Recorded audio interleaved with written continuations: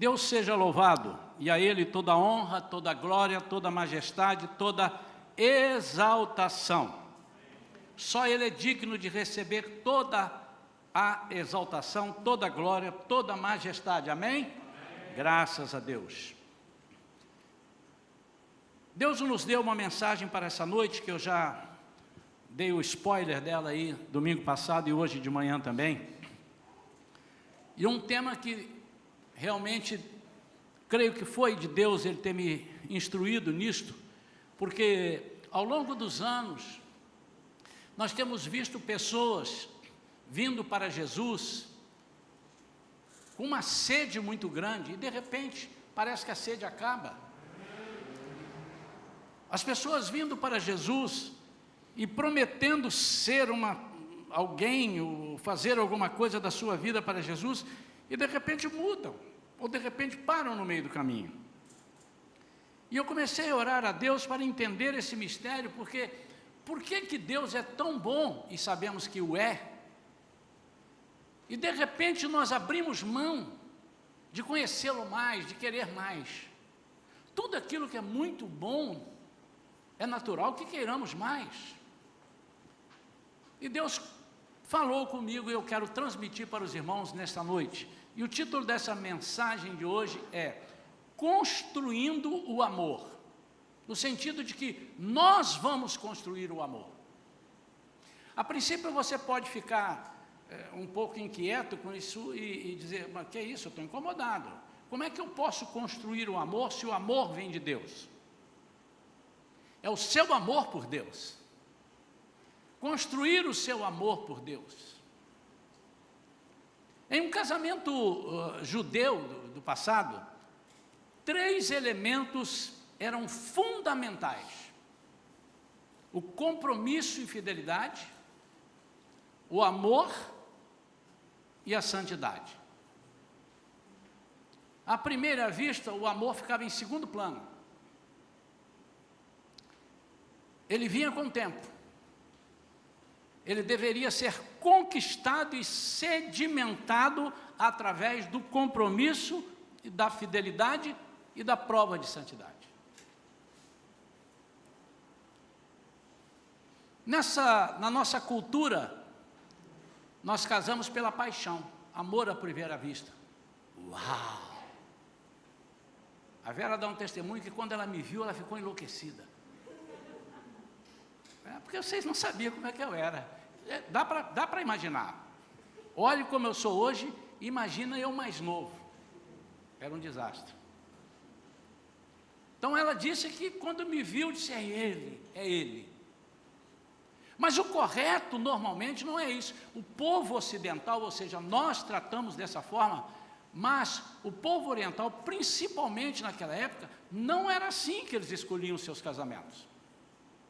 Nós tivemos a oportunidade de trazer para a igreja uma analogia do casamento judeu do tempo antigo com a igreja de Cristo.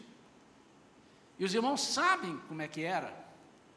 O noivo ia até a casa da noiva, dizia, eu quero essa noiva, e a noiva então decidia, eu quero, mas eles estavam se conhecendo, não foram a várias festas, não foram a vários encontros, não conversaram bastante, não se apaixonaram, o coração não palpitava quando via na rua, era assim. E baseado no que ele, o noivo, falava para o pai da noiva, baseado no que a noiva escutava acerca desse noivo, o programa de vida, eu queria usar esse termo, os irmãos me permitam, o programa de vida que esse noivo tinha para ela, então aceitava fazer essa aliança e se comprometia a ser fiel junto com ele para que ambos pudessem conquistar aquilo.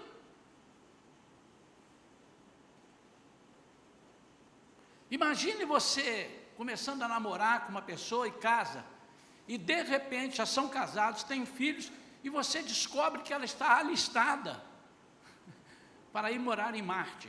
Porque tem aí, está sendo feito uma seleção, né, de pessoas que vão morar em Marte. E eles precisam saber, já está mais de não sei quantos anos fazendo isso. Isso é real, viu, irmãos? Os irmãos, quantos sabem disso? nunca mais vão poder voltar. Eles vão começar uma civilização lá. Imagine você ser casado com a pessoa dizendo, não, eu decidi, eu me alistei, eu queria te fazer uma surpresa. Eu vou morar em Marte, eu vou morar... E ele disse, não, mas eu não contava com isso, eu não quero morar em Marte, é você ou sou eu? Não, eu vou, mas olha só, fica bem, você fica bem. Não tem isso, irmãos. Agora, conversando, disse assim, olha, eu vou confessar para você, se você quiser casar comigo, não, eu vou morar em Marte, mas vamos supor que não fosse, eu quero morar no Alasca. Como eu gosto do frio do Alasca. Como eu gosto... De vez em quando eu vejo uns programas vivendo no Alasca, o que é isso? Vai ter boa vontade assim, lá no Alasca, né? Que coisa tremenda. Mas então, vocês estão conversando. E há um acordo. E ali, você precisa falar assim, não, eu quero colocar o meu compromisso e a minha fidelidade em cima desse plano. Esse plano é seu, mas esse plano agora passa a ser meu. E ali eles começavam um relacionamento, depois se casavam.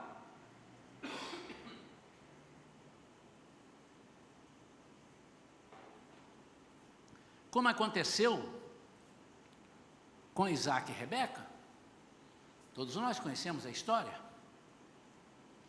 Quando Abraão fala para o seu servo, isso é uma figura de Deus, do Espírito Santo, de Jesus e da igreja, onde Abraão é a figura de Deus, Eliezer, o seu servo, ou Eliezer, ou seja, o meu ajudador, ajuda a Deus, e ele vai procurar uma noiva, que é a igreja, para Isaac, que é a figura de Jesus.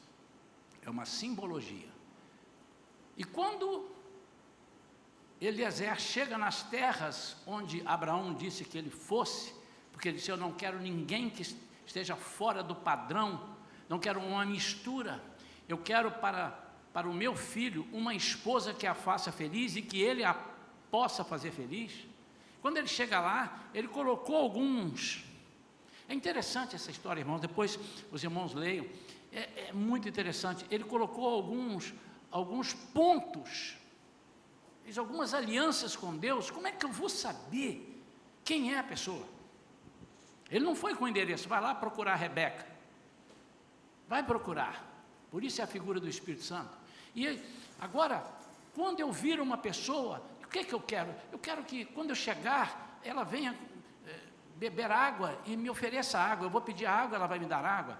Agora, como é que eu vou saber? Porque todo mundo pede água, ela dá. Ela vai ter que, de espontânea vontade, oferecer água para os meus camelos. E não deu outra. Ele pediu água, ela deu e disse, olha, eu vou dar água também para os seus camelos. Opa, olha Deus atuando aí.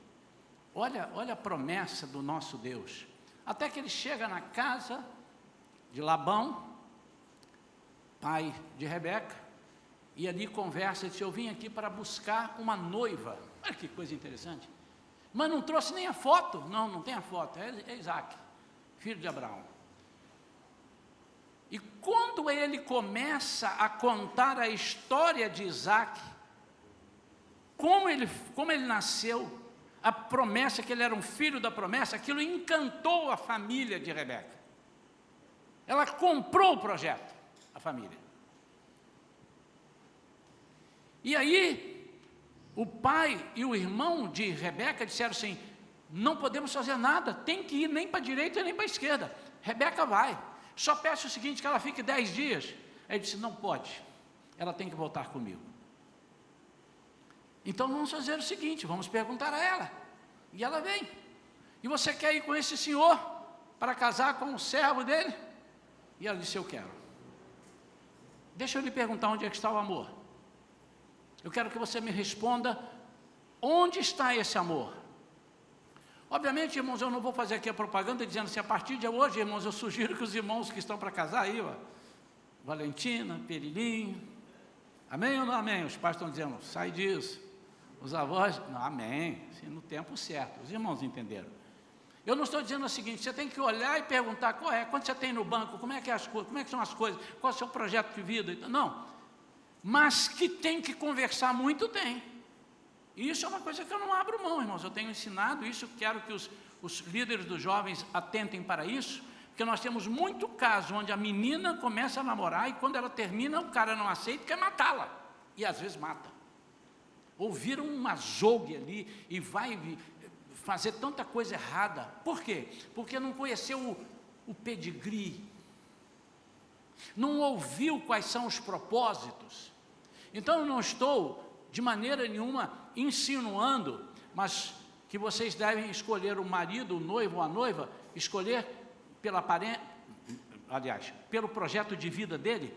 Obviamente você tem que ter uma afinidade, tem que, o amor tem que estar ali de alguma forma aparecendo, mas eu quero trazer isso para a vida da igreja, porque o que me interessa é saber, mas de tabela nós podemos descobrir por que alguns casamentos começam com fogo todo, com 7 anos, eles dizem que passou de 7 anos é a barreira do perigo, isso é uma crendice. Às vezes termina com 1 ano, com 2 anos, às vezes termina com 35. Conheci uma pessoa, terminou, tinha 40 anos de casado. Mas por que vocês terminaram? Incompatibilidade de gênios. 40 anos depois ele foi descobrir que tinha incompatibilidade de gênios. Coisa terrível. Então, obviamente que isso vale também para o casamento. Quando eu dou curso para noivos, os noivos que querem se casar, se forem casar através da minha ministração, é uma exigência, eu preciso dar o curso de noivo. Não, quem dá curso de noivo é meu pastor, eu vim aqui só para me casar. E eu não caso. Eu preciso participar, pelo menos para dar algumas orientações. Eu digo essas coisas, como é que vocês estão se escolhendo? Pastor, sabe por que eu fiquei noivo? Eu amo muito. Ele me leva para almoçar toda semana, mas e se ele parar de te levar para almoçar depois de casado? Esse casamento pode acabar. Ele me traz presente todo mês. E se a maré estiver brava e ele não tiver dinheiro para te trazer todo mês? O que está te segurando num casamento? É a mesma coisa agora. Vamos passar aqui, e de igreja você leva também, porque tem essa analogia. O que te segura na igreja de Cristo? Eu não estou te falando o que te segura ser membro da igreja, mas também, o que te prende a servir a Cristo? Qual é a tua motivation? Qual é a tua motivação? É motivation, Pirini? Amém. Primeiro deve vir o compromisso e a fidelidade. Eu vi um pastor uma vez pregando, falei, mas que coisa esquisita, como é que ele fala isso? Não, porque a fé precisa ser racional. Depois ele foi desenvolvendo, eu entendi o que ele estava dizendo. Imagina que coisa doida, eu estar aqui pregando e as pessoas, visitantes, ou pessoas que nunca ouviram falar de Jesus, ou então ouviram mais ou menos, entenderam o seguinte, precisa aceitar a Jesus. Aí eu já vi também um pastor falando uma vez, não, está errado, Jesus é que tem que te aceitar. Se aceitar Jesus é muito bom. É porque é aquele negócio, da frase curta. Aceitar que Jesus seja o seu Senhor, o seu Salvador, o seu dono, que Ele venha gerir a sua vida, aceitar, permitir que Ele entre, isso é que chama-se aceitar Jesus. Como é que você aceita Jesus? Ouvindo quem Ele é. Então, num casamento com Cristo, primeiro deve vir o compromisso e a fidelidade. E a partir do momento que você passa a servir a Cristo, obviamente, arrolado numa comunidade, já aprendemos isso aqui nos estudos de Efésios, para fazermos parte do corpo de Cristo, da igreja que é o corpo de Cristo, onde Ele é a cabeça,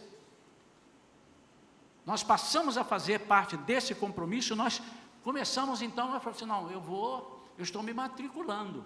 É dentro desse princípio, irmãos, que eu ofereço o batismo para as pessoas, mesmo que ele tenha alguns carrapichos para serem retirados.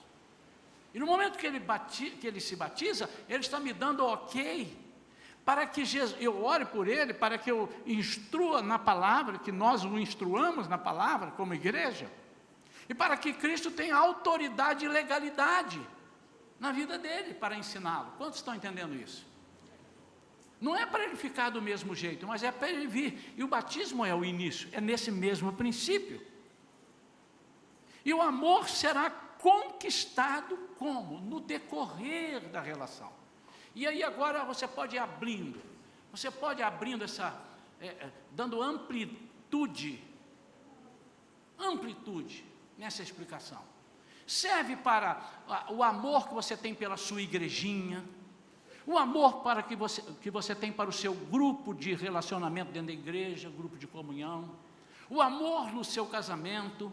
Isso tudo vai sendo conquistado de acordo com uma série de coisas que nós vamos colocar aqui. Ninguém, se você puder anotar essa frase, se você não der tempo de anotar, depois eu te dou. Ninguém fica apaixonado por Jesus assim que o aceita. É impossível. Você pode sentir um negócio diferente.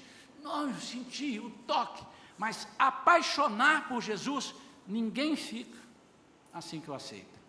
Mas o aceita como Salvador por crer em seu programa para a nossa vida. E o amor virá com o nosso relacionamento diário com Ele. E eu tenho uma frase que eu aprendi há muitos anos, no início, logo assim que fomos batizados no Espírito Santo, de um americano, que ele veio falar para um grupo, e ele falou 3 noites.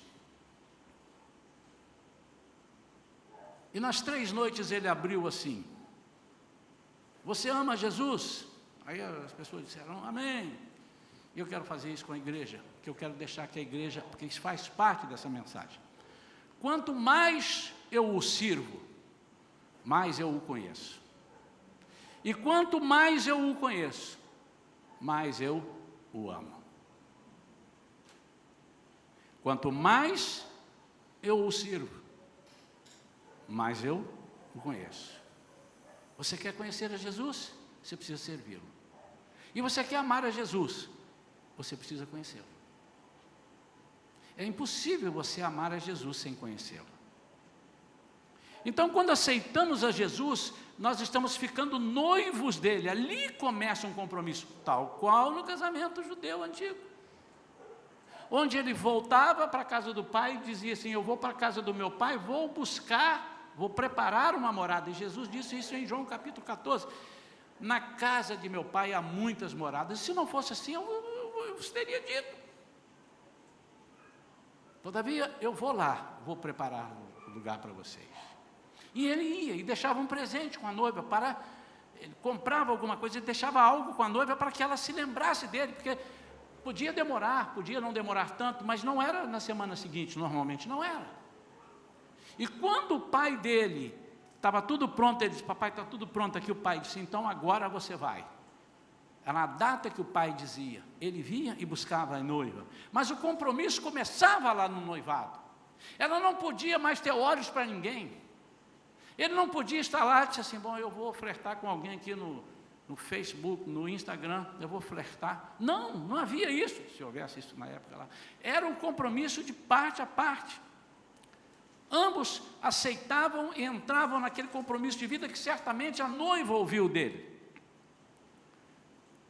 Buscar conhecê-lo mais e mais a cada dia, conhecer o seu plano de vida para mim, essa é uma coisa que vai me firmar e vai fazer eu amar a Cristo.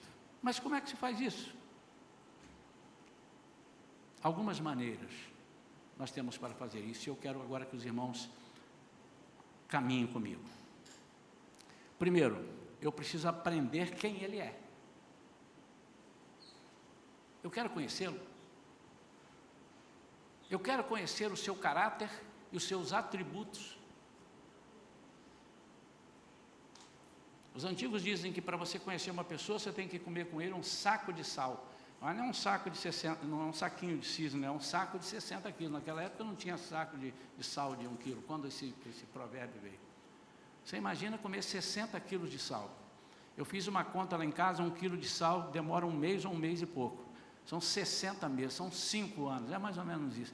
Mas não quer dizer que você conhecer uma pessoa, você demora 5 anos, pode levar 20, pode levar 1 ano. Mas para conhecer uma pessoa, você precisa se relacionar com ele. aprender quem Ele é, conhecê-lo. Mas como é que eu faço isso, pastor? Eureka! Descobri, então eu quero. Como? Mas tem muitas formas, eu vou dar aqui algumas. Primeiro, saber que Ele é infinito. Deus é infinito. Você não consegue medir Deus, Deus não começa nem acaba. Ele é infinito, pela sua infinitude. Amém. Ele é eterno. Antes de qualquer coisa Ele já existia.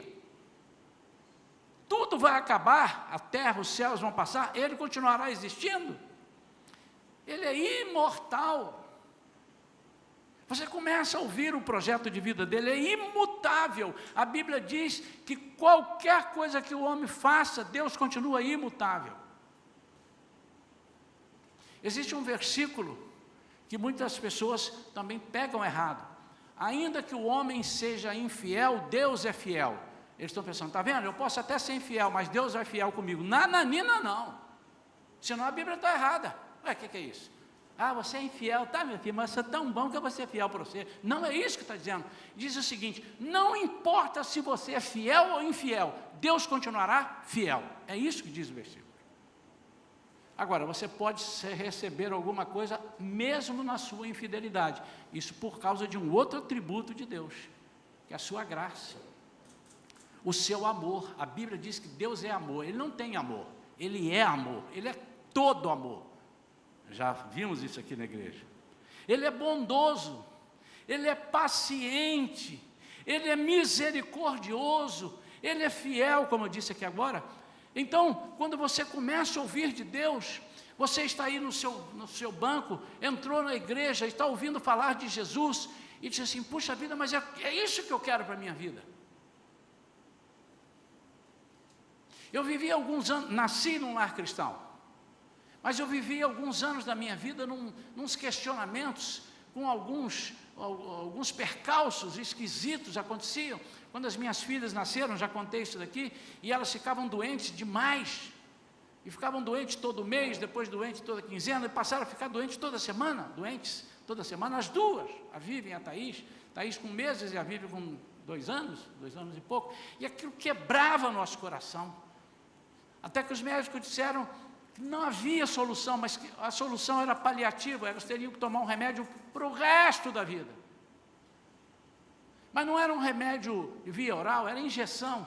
E com 1 mês ela tomando a injeção, aquilo eu já não queria mais ver. A Vera vai lá dar a injeção, a Vera era mais forte do que eu para isso, até hoje. Mas eu não aguentava. Quando entrávamos na rua assim, que ela via aquela farmácia novinha, ela começava a chorar, porque ela já reconhecia, que ela sabia que ia entrar na agulha. E nós não sabíamos o que fazer, eu tinha recursos. Estava numa empresa boa, que tinha um bom plano de atendimento médico. Tínhamos dinheiro para comprar alguma coisa que fosse. O médico, não, vai ter um médico bom em São Paulo, nós vamos lá. Estávamos morando em Vitória, eu vim ao Rio, me informaram, tem o melhor médico, e por acaso era lá na Ilha do Governador, lugar de gente boa demais. Amém ou não, irmão? Não sei só porque esse lado aqui falou amém, porque eles são da Ilha do Governador. E eu fui lá, me lembro como se fosse hoje, era um laboratório, um consultório, e eu, no plano, eu pago à vista, mas não resolvia. Até que numa noite memorável, quando Deus falou através de uma pessoa que estaria curando, como a Vívia hoje profetizou, estou curando aqui hoje, pode ser que você não tenha visto, você vai chegar em casa e vai ver que aquela dor sumiu. No decorrer dos dias, você vai prestar atenção que algumas coisas na sua vida começaram a mudar, é a cura sendo conquistada. Tem cura que é imediata, tem cura que demora um pouco, vai lavar no tanque de Betesda, vai lavar no tanque de Siloé, e a pessoa vai. Quanto tempo ele demorou? Lá, quando ela lavou, que ficou curado, o que é que ele pensou naquele período? O que é que passou pela cabeça daquele cego? Muita coisa vai acontecer, não duvide disso. E naquela noite memorável, minhas 2 filhas, de uma tacada só, foram curadas. E eu lembro que nós falamos, eu quero tudo isso. Eu quero isso para mim. Eu não quero a cura, eu já tinha. Eu quero isto, eu quero ter essa intimidade. Que legal! E ali começou um movimento de amor, um flerte meu e uma aproximação minha e da minha família com Deus, que começamos a servi-lo mais e a conhecê-lo mais, e quanto mais nós o servíamos, mais o conhecíamos, e quanto mais o conhecíamos, mais o amávamos. E ali começou a despertar o amor. Ninguém pode separar de Deus o amor que Ele tem por nós. O nosso amor, quando é conquistado dessa forma, também ninguém arranca de nós. Assim como o amor de Deus é imutável, esse nosso amor precisa ser nessa mesma direção. E isso tudo aqui eu aprendo estudando a sua palavra, mas eu ouvi o programa de vida.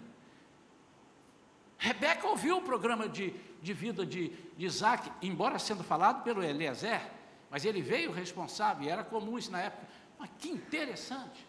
Mas quando chegou lá, ela não ficou quieta. Certamente ela começou a conversar, e começaram a buscar. Olha, ele me falou sobre isso, isso e isso, e começou a acontecer. Certamente Isaac falou assim: Deus tem promessas na minha vida, através do meu pai. Ele disse que a nossa vida seria muito abençoada, a ponto de nós sermos pais de numerosa nação. E havia esse projeto, tanto que Rebeca também era estéril. Olha que interessante.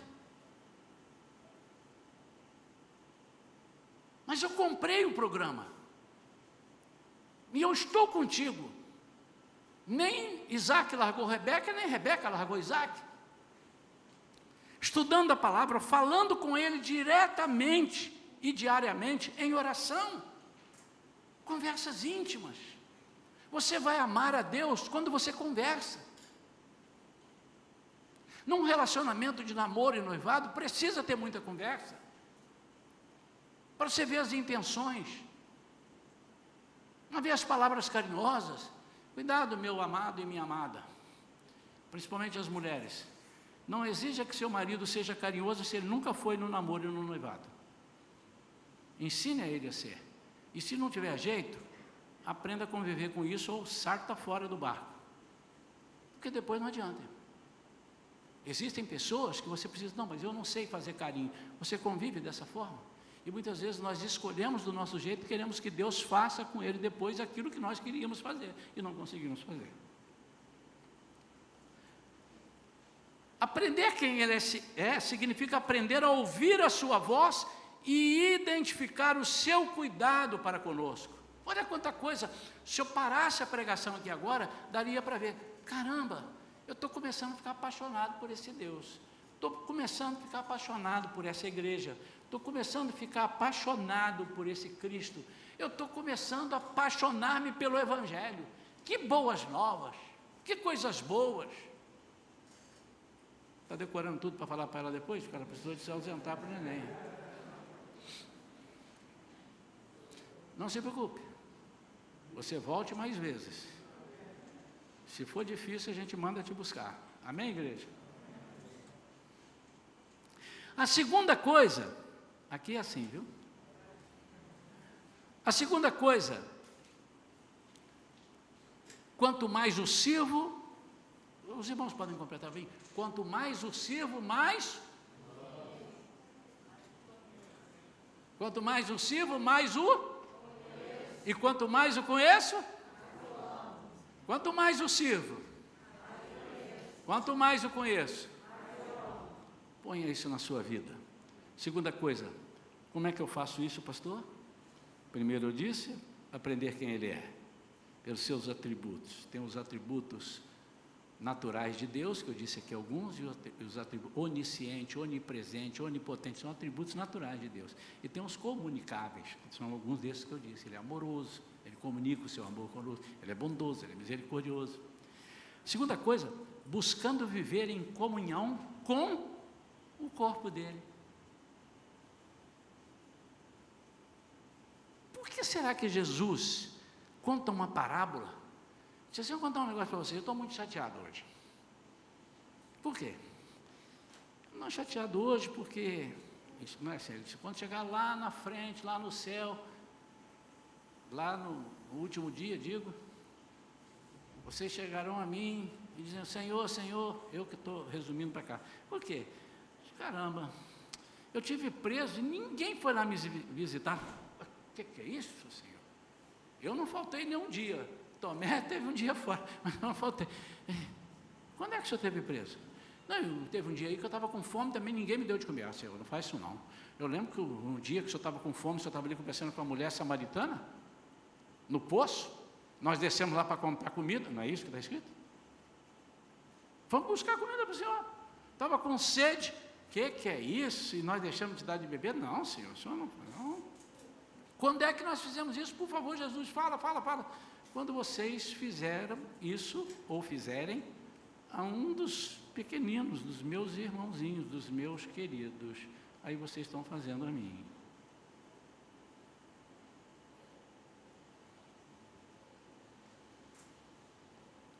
Quando eu digo para você, olha para Jesus, você precisa olhar para mim ou para um de nós e ver Jesus. Se você não consegue, você não o conhece.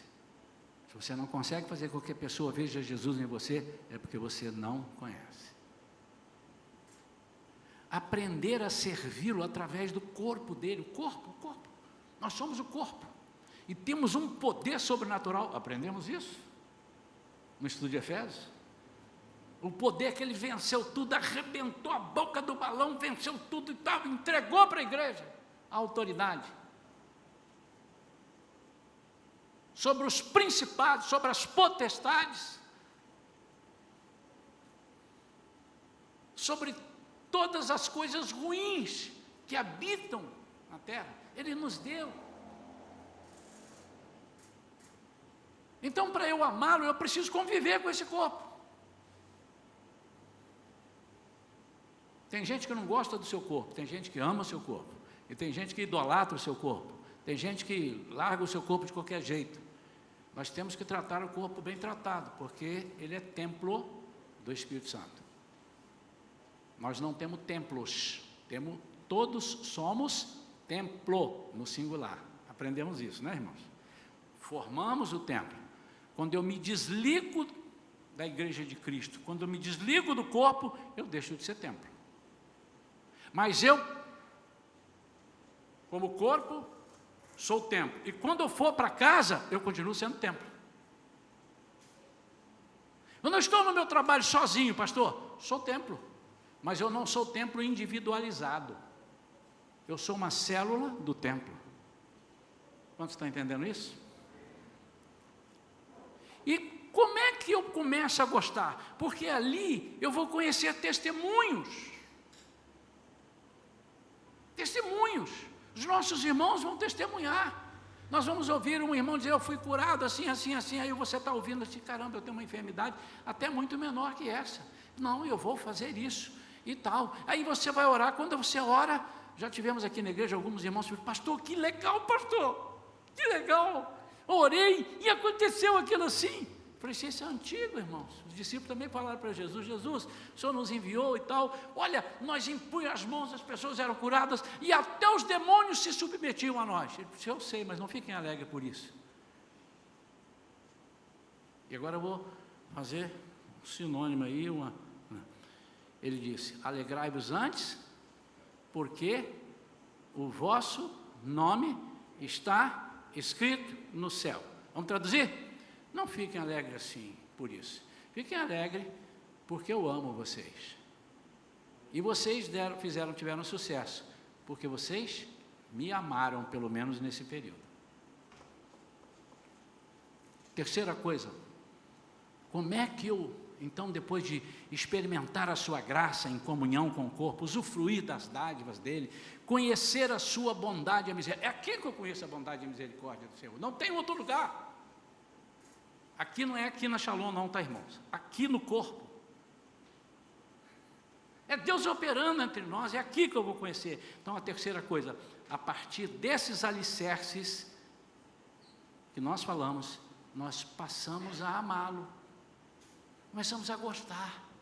depois vamos amar mais, depois vamos ficar apaixonados, depois nós vamos dizer assim: ninguém vai me separar. E tem mais, ainda que a figueira não floresça, ainda que não haja vacas no curral, ainda que eu ore e não seja atendido, ainda que eu esteja desempregado, ainda, eu hei de confiar. Por quê? Porque eu o conheço, e porque eu conheço, eu o amo.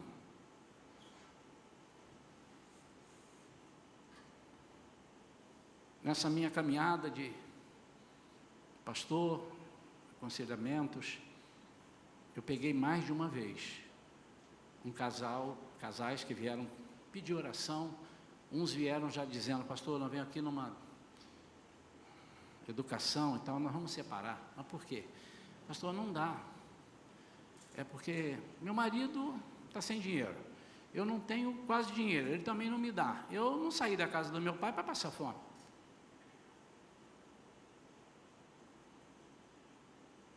Eu disse: você programou casar para nunca faltar dinheiro?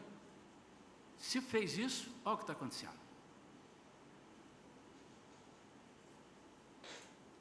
Uma das primeiras perguntas que eu faço no curso de noivado aos noivos é: por que você está casando com ele e quer casar com ele? O que você viu nele? Ah, pastor, ele é lindo, ele vai ficar feio um dia.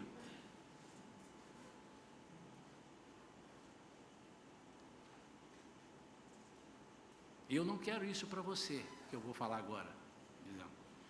Mas esse rosto lindo que você é apaixonado, que é de modelo, se houver alguma coisa na sua face, algum desastre, alguma coisa, e tiver que fazer e o médico não conseguir reconstruir essa beleza que você tem, como é que faz?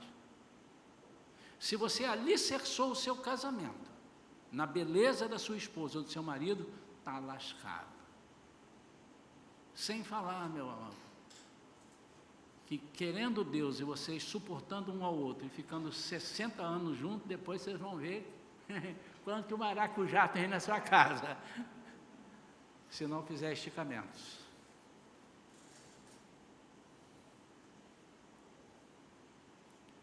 Esse amor, esse alicerce, não foi construído em cima de aparências. Não foi porque você chegou aqui na igreja com um problema sério e oramos e você foi curado. E é aqui que eu quero ficar. Porque o dia que nós orarmos e você não for curado, você vai querer ir embora.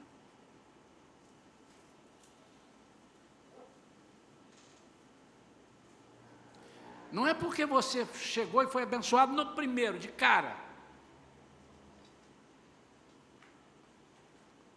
Não foi porque Deus fez algo que você tenha gostado demais no primeiro ou nos primeiros encontros. Não pode ser assim. Porque vai chegar um dia que Deus vai dizer: agora eu vou provar isso aí, ele vai passar um pedaço, eu vou amassar o barro dele e ele vai entrar na moenda comigo. Quantos já passaram a moenda aqui? A minha sobrinha, eu falei isso aqui, ela é pastora lá em Espírito Santo, ela e o marido são pastores, e ela confidenciou a minha esposa recentemente: tia, nós estamos passando um pedaço. Tudo quanto é sorte de enfermidade que você possa imaginar. O marido com câncer, já estava curado, voltou. Ela foi ajudar, quebrou o joelho, não podia engessar nem fazer nada, ajudando com o joelho quebrado. Aí não sei quem ficou com Covid, a pessoa que ajudava não pôde vir ajudar. E olha, e gente na igreja, e eles não podendo ir à igreja por causa dessas circunstâncias. E gente precisando de... Ela disse: tem dia que a gente senta e chora. Vocês sabiam que o pastor chora? Chora. Eu não. São percalços.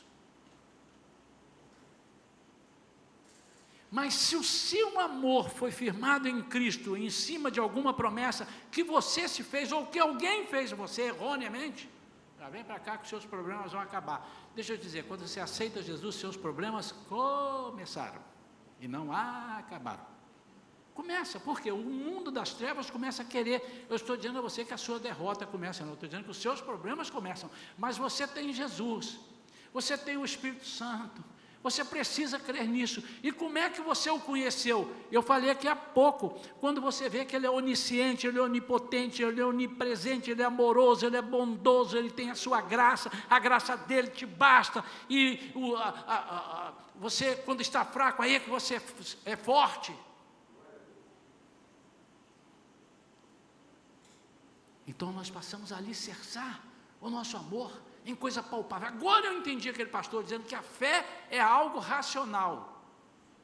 É algo racional no seguinte sentido: não, eu preciso entender que eu não conheço Deus, não vi escrever a Bíblia, não sei o quê, mas eu estou vendo isso assim, assim, assim. Como é que eu explico?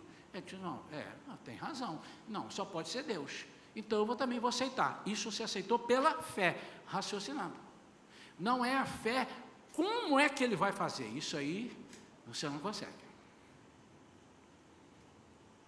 Esse amor foi construído em cima de uma base sólida de compromisso, fidelidade, que eu experimentei.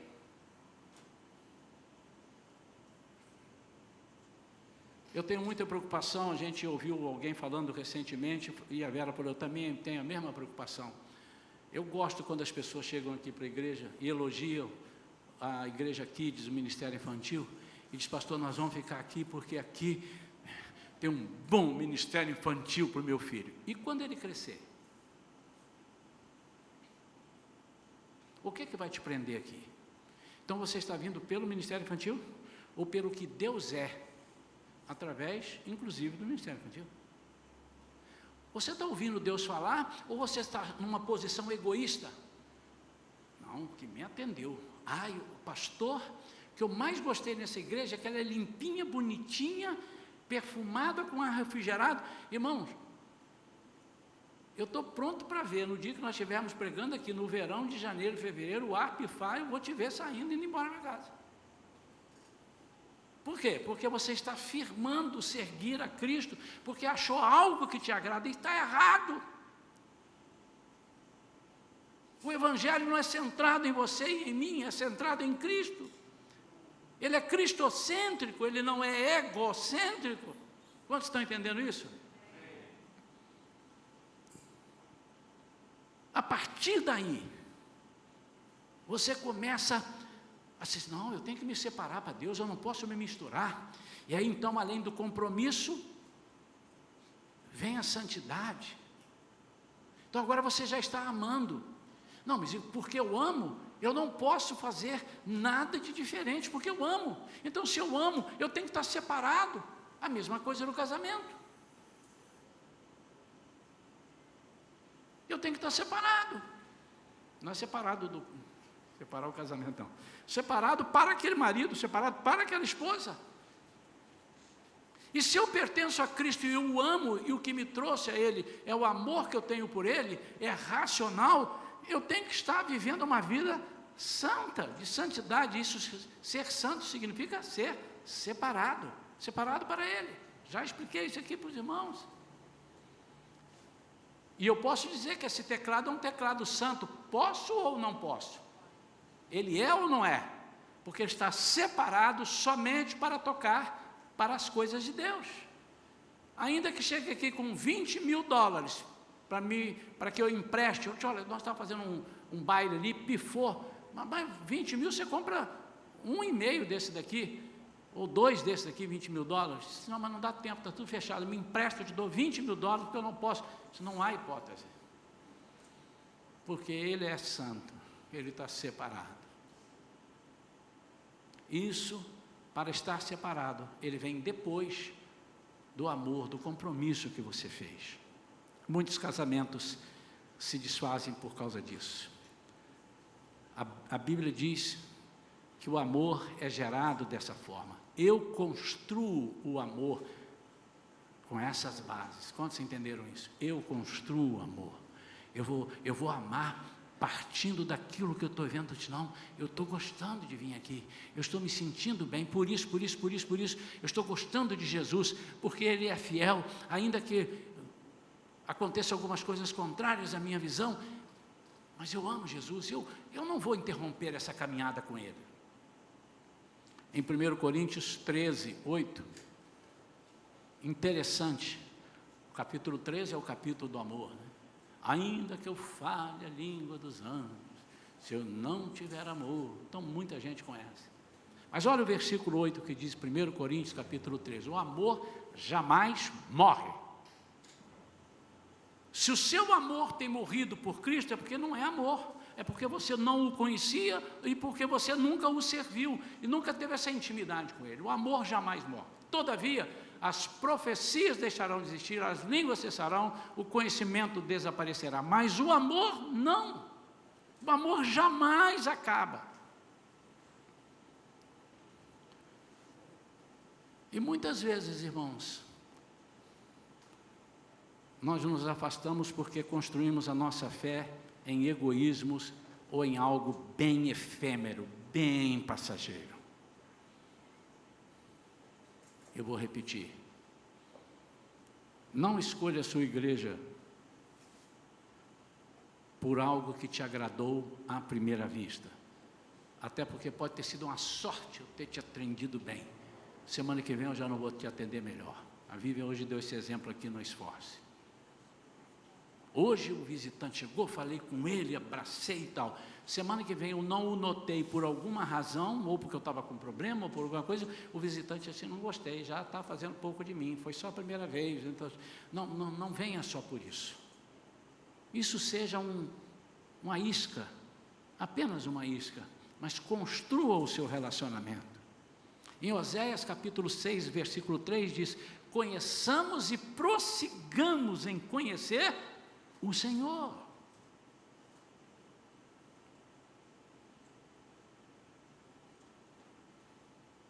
Nunca construa o seu amor em algo que seja passageiro. Nem no casamento, e muito menos o amor a Cristo, ao Evangelho.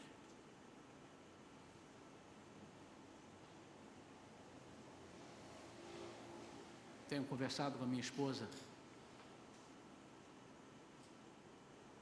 e disse, essa pandemia trouxe muita coisa ruim, mas trouxe muita coisa boa. Amém ou não? Trouxe muita coisa boa. Trouxe, por exemplo, o fogo que purifica.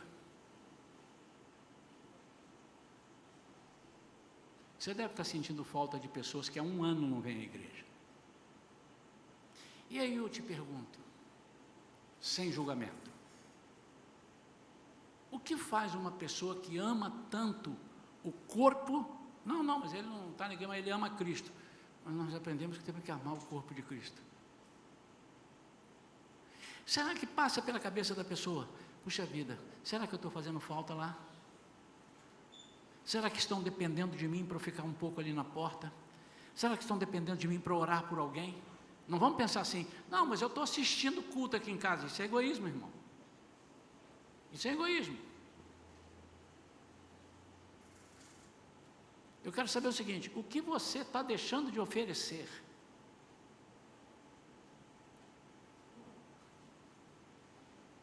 Um dos presidentes dos Estados Unidos disse, né? Não pergunte o que a América pode fazer por você, pergunte a você o que você pode fazer pela América. O que Jesus está dizendo, o que você pode fazer pelo meu corpo? Tem muita gente com o corpo dilacerado, aí por aí. E você está escondido, há um ano que não sente falta.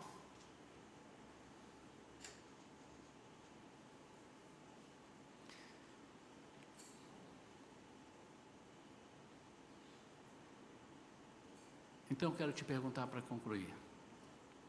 Preste atenção nessa pergunta. Você ama Jesus porque assumiu compromisso e fidelidade para ter uma vida vitoriosa? Ou quer ter uma vida vitoriosa e para isso diz que já o ama à primeira vista?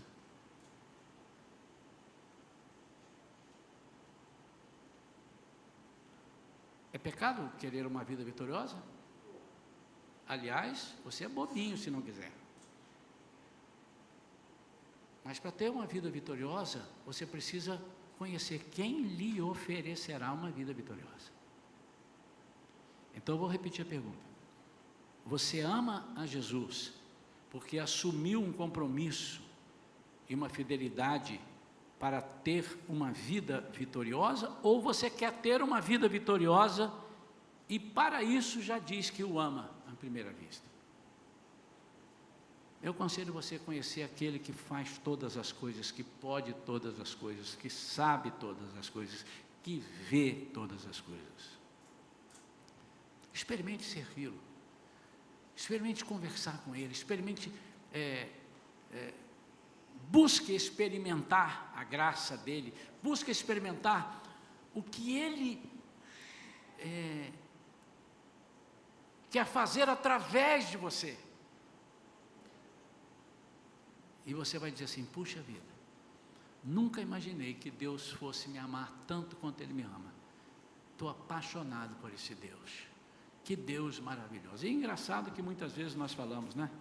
Deus é muito bom, né? Nosso Pai, olha como que Deus é bom. Eu estava andando ali, estava sem não sei o quê, e de repente eu achei o dinheiro. Deus é muito bom. Não é isso? Você pensa, Deus me deu dinheiro, Deus é muito bom. Olha, Deus é muito bom. Deus, olha, eu ia entrar numa furada, aí Deus não deixou. Deus é muito bom. Só por isso, irmãos, que Deus é bom? Eu confesso aos irmãos que eu tenho visto muita coisa, e vai piorar um pouco mais. Muitas pregações, não que eu fique agarrado olhando, porque tem umas ali que até podem me desviar. Mas eu vejo algumas boas pregações, aprendo muito com os meus irmãos, pastores. Olha, quanta coisa boa existe. Acho que existe até muito mais coisa boa do que ruim. Creio nisso, vamos dar um voto de confiança. Mas existe muita coisa firmada em no farinha pouca meu pirão primeiro. E o que eu quero deixar para a igreja é um sentimento que nós devemos ter, de buscar amar a Cristo pelo que Ele é, não somente pelo que Ele faz por nós, pelo que Ele é. Que você construa o seu casamento, ainda dá tempo. Você que não casou tem todo o tempo. Você que já está casado tem tempo ainda de construir e fazer isso. Por que eu me casaria com fulano? Por que eu me casaria com fulana? Por que eu serei um cristão? Por que eu devo ser um cristão? Para ter um status? De uns anos para cá, muita gente se tornou cristão porque era status. É para isso? Não perca seu tempo, meu amado. Tem mais coisas, tem coisas mais interessantes para você fazer. Mas se você é, porque você conhece o programa de vida de Deus para a sua vida, o programa de Deus para a sua família, eu vou te dizer, você vai ficar troncho de amor por Ele. Você vai ficar numa paixão que nunca vai acabar. E aí vai poder dizer, por que é que um homem pôde dizer isso? Ainda que a figueira não floresça, ainda que não haja vacas no curral, ainda que todas as coisas estejam acontecendo aqui do meu lado, não como eu quero, eu hei de confiar, eu sou apaixonado, eu amo esse Deus, eu não perdi a visão do que Ele é para mim. Amém? Vamos ficar de pé, queridos. Eu queria que você agora fizesse uma oração comigo, eu vou estar orando, e que você concordasse ou não com essa oração. O concordar com a oração, o amém quer dizer assim seja, não está errado não. Mas diga coisas menos mecânicas do que o amém. Diga assim, sim, Senhor, é verdade, eu creio, eu quero, é isso mesmo, Senhor, eu concordo. Vou repetir, se você falar amém, não está errado, irmão. Mas é um negócio assim, amém. O dia amanhã vai amanhecer, né? Amém. Amém. Não, fale pensando, sim, Senhor, eu concordo com essa palavra agora. Enquanto eu estiver falando, se você não concordar, não fala nada. Eu creio, eu quero.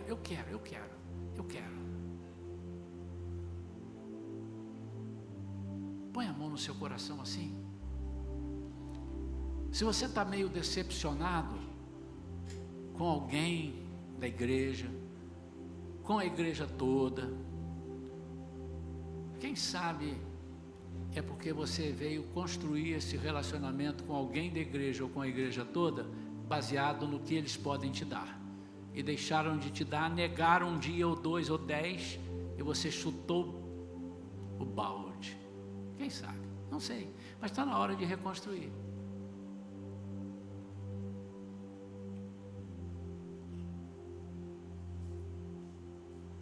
Quantos amigos vocês têm? Quero perguntar isso. Que você conhece e sabe que tem grandes defeitos, alguns defeitos. Você tem alguns amigos assim? Tem? Só 3 ou 4 tem? Amém. E por que vocês não largam esses amigos, irmão? Largam, esses amigos têm muitos defeitos. Certamente é porque eles têm mais qualidades e também porque você tem fé que você pode ajudá-los nos defeitos. Vamos atuar dessa forma. Agora, Jesus não tem defeito nenhum. Põe a mão no seu coração, vamos orar. Pai querido, em nome de Jesus, Pai, nós queremos construir o nosso amor, aquele amor que nós dizemos assim, eu amo estar ali, eu amo fazer isso, eu amo fazer aquilo. Nós queremos construir numa base chamada compromisso, fidelidade, santidade, porque nós sabemos que quando começarmos a fazer isso, o Senhor vai demonstrar um amor tão grande por nós, por cada um de nós, que o nosso amor por Ti será tremendo. Ninguém vai precisar de me pedir nada, porque eu vou ter prazer em fazer. Ninguém vai ter que me obrigar a nada, nem em casa, meus pais não vão dizer, vai para a igreja, vai fazer isso. Não precisa, porque eu vou ter a alegria de estar junto com os meus irmãos, contando testemunhos da semana. Eu vou ter a alegria de estar com meus irmãos, orando por eles, perguntando, você precisa de alguma coisa? Tem um ano que eu não te vejo, você está desempregado, você quer roupa, você quer dinheiro, o que é que você precisa? Mas eu não quero ficar escondido dentro de casa, aproveitando-me dos protocolos que o governo colocou. Eu não quero. Eu quero te amar, Senhor. Eu quero construir esse amor baseado numa fidelidade e num compromisso que eu tenho contigo. Senhor, em nome de Jesus, ensina a nossa igreja, ensina o pastor, ensina a minha esposa, a pastora Vera, ensina os nossos líderes, tem compaixão da nossa liderança, ensina-nos cada dia mais. Já sabemos, quero mais, Senhor, eu quero aprender mais, eu quero ser PhD em amar a Ti. Ensina-nos, Senhor, a ter prazer, a ter alegria de estar na Tua presença. Em nome de Jesus, faz isso por nós, Senhor. Teu Espírito Santo pode balançar nossa estrutura hoje, amanhã, essa semana, esquentar o nosso coração. Estou te pedindo, faça isso por nós, Senhor. Em nome de Jesus, faça isso, Senhor. Coloque um entendimento em cada pessoa que agora, que nós deixemos de buscar mais aquilo que seja benéfico para nós e passemos a buscar mais aquilo que nós podemos fazer pelos outros, sermos úteis. Oh Pai, em nome de Jesus, que não seja qualquer coisinha que nos separe do amor que nós temos por Ti. Queremos ser fiéis até a morte, porque a Tua palavra diz, ser fiel até a morte, e dar-te-ei a coroa da vida. Ajuda-nos, Senhor, em nome de Jesus. Amém, amém, amém. Ainda de pé, existe alguém aqui nessa noite que